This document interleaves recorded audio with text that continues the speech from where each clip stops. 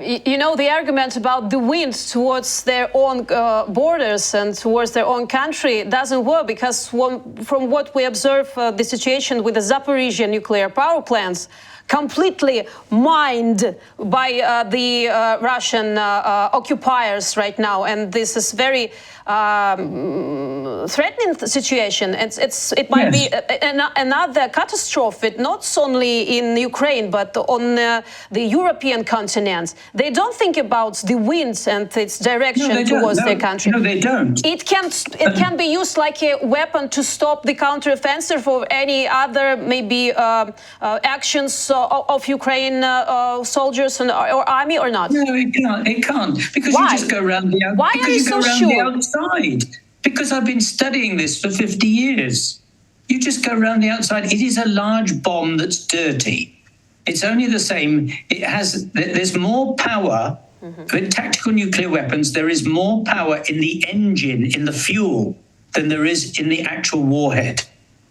You didn't know that. So to actually just throw it where you've got to throw it, there's more physical energy in the engine than there is in the warhead. Now, when it goes off, it's going to make a very big hole and a very nasty disaster. But Ukraine is a huge country. You would need lots and lots and lots of them. And the moment you fire one of those, the war has changed. So the counteroffensive will change. It will change for the Russian army as well. They're not all going. None of them have got nuclear chemical dress.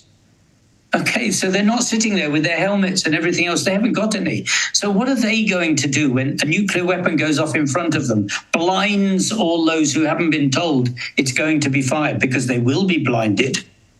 What's going to happen to all the Russian soldiers? Most of them are going to get up and go home, because they don't want to fight in something like this. They're not going to stand there with their eyes closed, blinded, saying, oh, that was jolly good. That stopped the counteroffensive. This is not a game that you can play unless you are an extremely, extremely sophisticated army with all the right equipment. In the Cold War, we all had the right equipment. If we see the Russians issuing the front line with this equipment, then maybe we'll understand that someone's about to do something. But at the moment, it would cause as much damage to their own side as it would cause to the Ukrainians, almost certainly. Otherwise, they're not firing at the counterattack. They're firing somewhere else. But, you know, returning from the battlefield from Ukraine, if they are happy to return somehow home to Moscow, not to Moscow, okay, to the far, far away regions from Moscow, without hands, Siberia, without legs, without eyes, without brain, whatever, it doesn't stop the others from finding a way to avoid. They will not make riots in the Russian Federation, but they still believe in some illusionary fascist and other stupid things that continue to get into the heads of Russians through the television, still continue, even though lots of evidences that it's not everything according to the plan of Putin. Far, far away from the plan of Putin, but they still believe somehow. Yeah, because Putin's deity, he's a god. This is religion. I mean, it always has been. You know, the Tsar is the god, and Putin is the god. It's religion. Therefore, whatever he says, he can't do anything wrong. Okay, some of the oligarchs who are Western educated, they understand, of course, he can do things wrong, and they may not be very happy with this.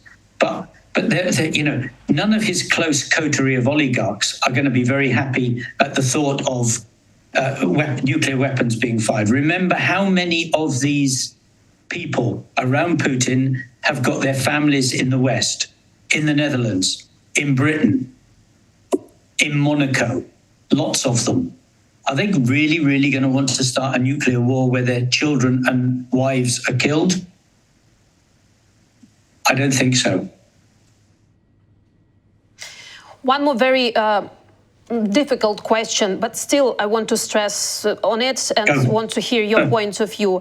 In a number of cases, Western politicians still give weapons to Ukraine, even against the opinion of their military. Ukraine, tragically, and it is a tragedy that this has had to be the case, has become a battle lab. I therefore welcome that many allies will today commit to providing long-term security assistance to Ukraine. This will help deter any future aggression from Russia after this war ends. Et donc, nous avons décidé de livrer de nouveaux missiles permettant des frappes dans la profondeur à l'Ukraine.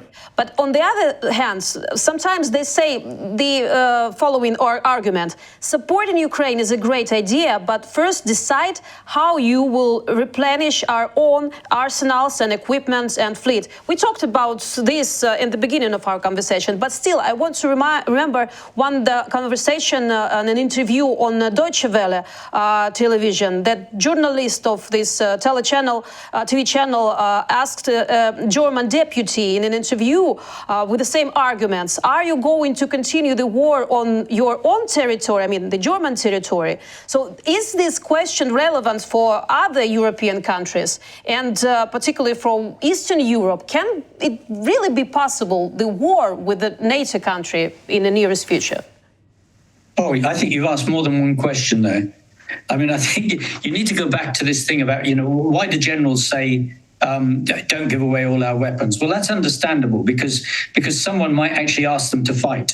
And if you've taken away all their weapons and then you ask them to fight for NATO, they can't do it, they lose their jobs.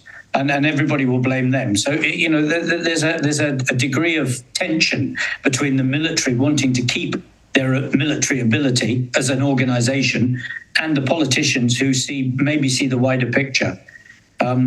But most of the Eastern European countries have given up huge amounts of their firepower. I mean, Latvia has effectively given all its air defense weapons, I think all its anti-tank weapons, and they are relying 100% upon America being able to actually come and fight for them if something goes wrong. So you're getting huge support from Estonia, Latvia, and places, and they are relying on the overall strength of NATO to allow them to give you a lot of stuff. I think the weakest one in many ways is America, because America has still got huge amounts more equipment sitting in the desert that they could give you. And I still don't understand why they haven't actually started pulling a lot of that out, because they're never going to use it in their own army. They're never going to expand and use these old weapons.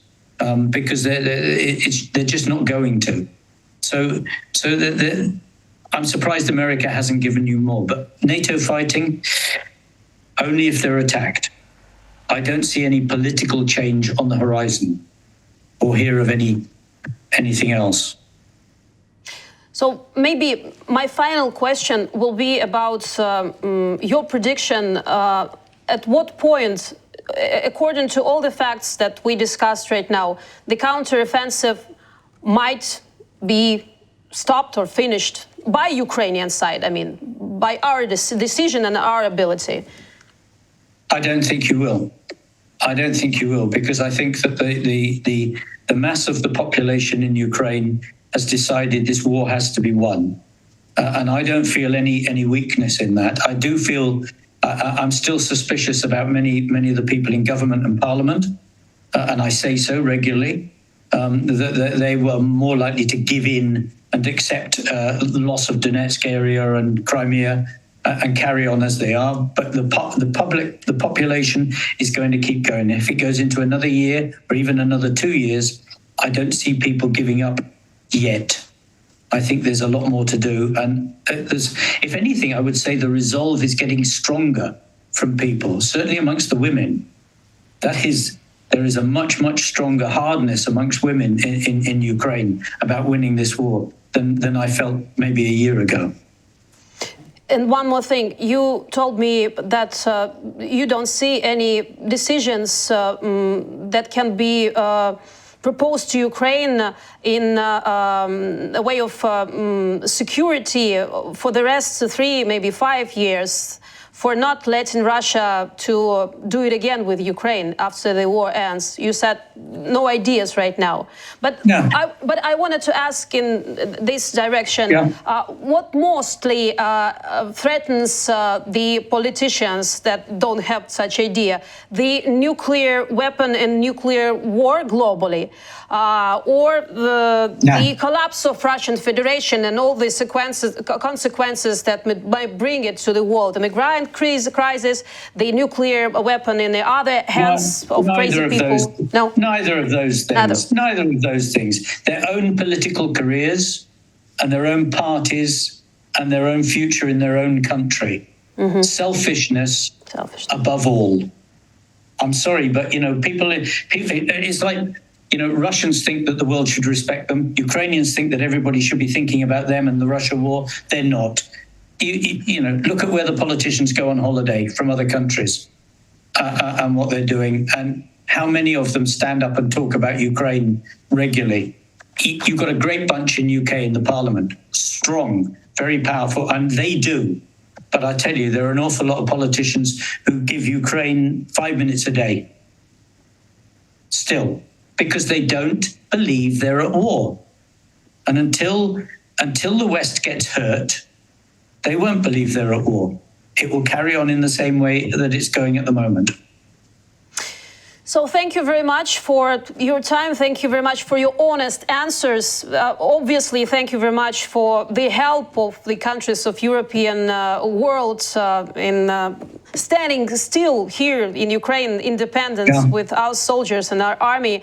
And obviously, thank you for your optimistic perspective.